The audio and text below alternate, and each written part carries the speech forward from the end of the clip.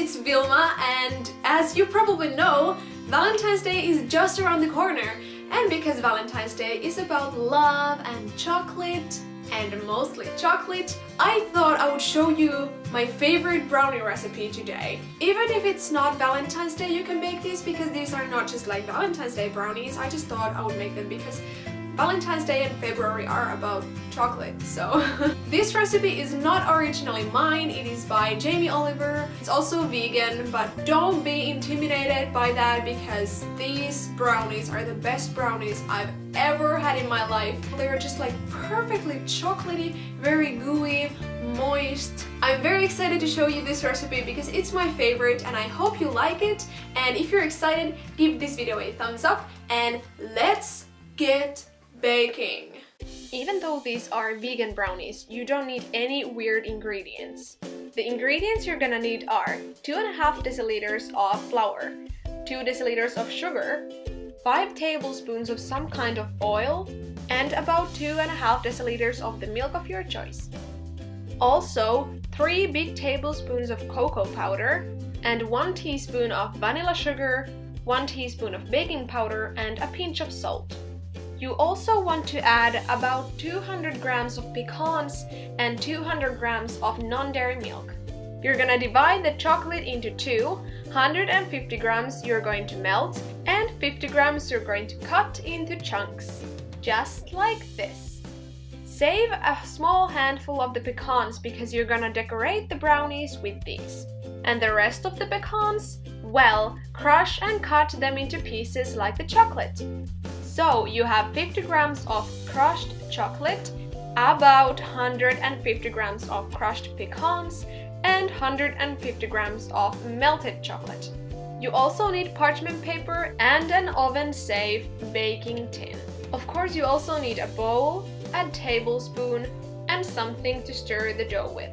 Let's start making the brownies. Add the flour to the bowl with the cocoa powder, vanilla sugar, baking powder, and salt.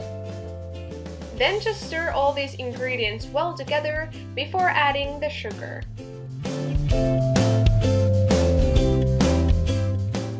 Then add the sugar to the flour mixture and stir very well. The sugar should kind of disappear into the flour mixture and the color of the mixture should be light brown.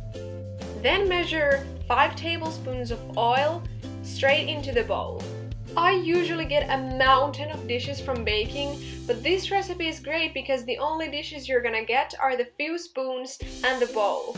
Less cleaning afterwards? Perfect. Next, add the milk of your choice. The original recipe had soy milk, but I had almond milk and I think that works very well.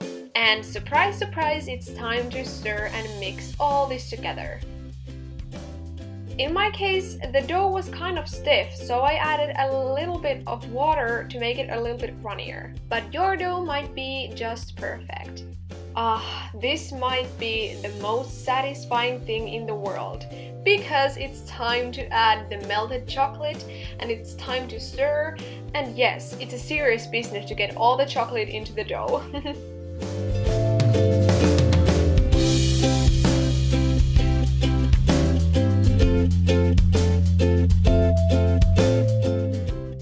The dough is ready. Doesn't it look perfect?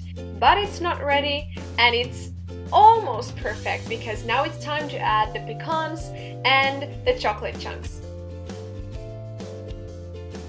Stirring at this point might be a bit tricky because the chocolate chunks and the pecans make it a little difficult, but do your best.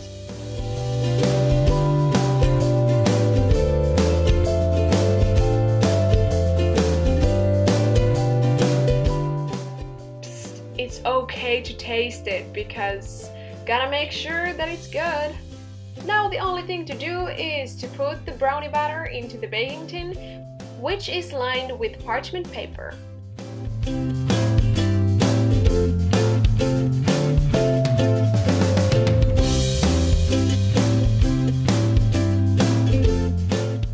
Before baking it in the oven, remember to decorate it with the leftover pecans.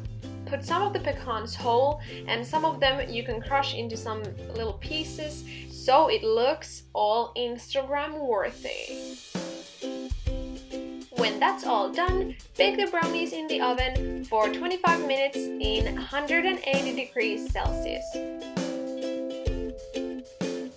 When 25 minutes have gone, the brownies should be fudgy and warm, and you should let them cool down for about 30 minutes before serving and eating and enjoying.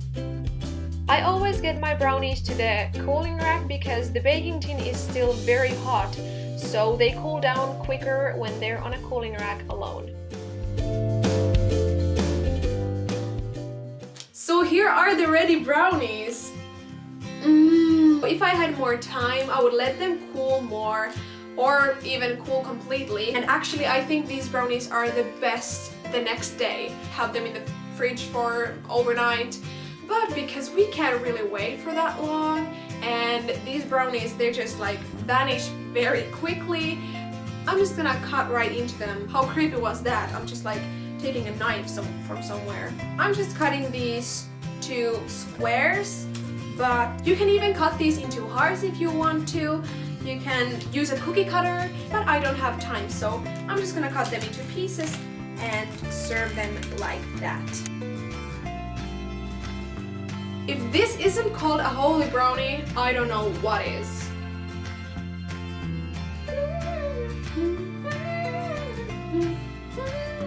It is so soft and so moist. It's like, look at that. What I've been trying to say, this is so good. If my reaction didn't tell you that, I'm just saying it to you. This is delicious. I really hope you enjoyed this video, and if you did, try the brownies, bake them, eat them, love them, and also give this video a thumbs up. Happy Valentine's Day, guys, already. I love you very much, and if you don't have Valentine, I'll be your Valentine, and we can have a single party and eat brownies. Thanks for watching. I love you guys very, very much, and I think I'll see you next Sunday. Bye! By the way, oh my god, next week I have my prom, so that's very exciting, and I'm just like super excited. And with these brownies, I'm not gonna be able to fit in my dress, but well, I'm gonna talk about that later. Bye!